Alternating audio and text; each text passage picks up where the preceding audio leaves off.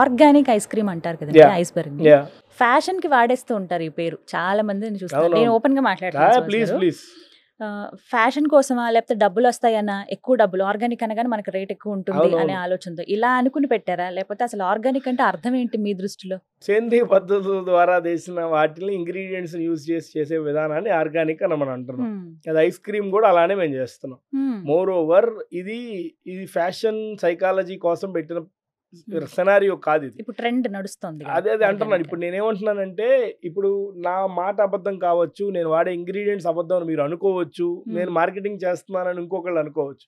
End of the day నేను ఇంకో మాట చెప్పాను, ఫౌండర్ ప్రామిస్ అని నా బ్రాండ్ లో చాలా సార్లు నేను గొంతెత్తి మాట్లాడుతున్నాను. మీకు నా ఐస్ క్రీమ్ తింటే జలుబు చేయదంటున్నాను, గొంతులో గరగర రాదంటున్నాను, దాహం ఏదంటున్నాను. నా స్టోర్ లో వాటర్ బాటిల్స్ కూడా అమ్మట్లేదు, చిన్న టీ షాప్ లో కూడా వాటర్ బాటిల్స్ అమ్మేస్తారు. నేను అవి కూడా చేయట్లేదు. ఇవి నేను ఇన్ని మీడియాల్లో, ఇన్ని ఛానల్స్ లో, ఇన్ని ఇన్స్టాగ్రామ్ మీడియాలో నేను ఇంత గట్టిగా చెప్తున్నాను. ఎవరు అంటే ఇప్పుడు నిజంగా పాజిటివ్ జరిగే వాటిని పక్కన పెడితే నెగిటివ్ అనే అప్రోచ్ రాగానే ఒక్కసారి మీద పడతాను.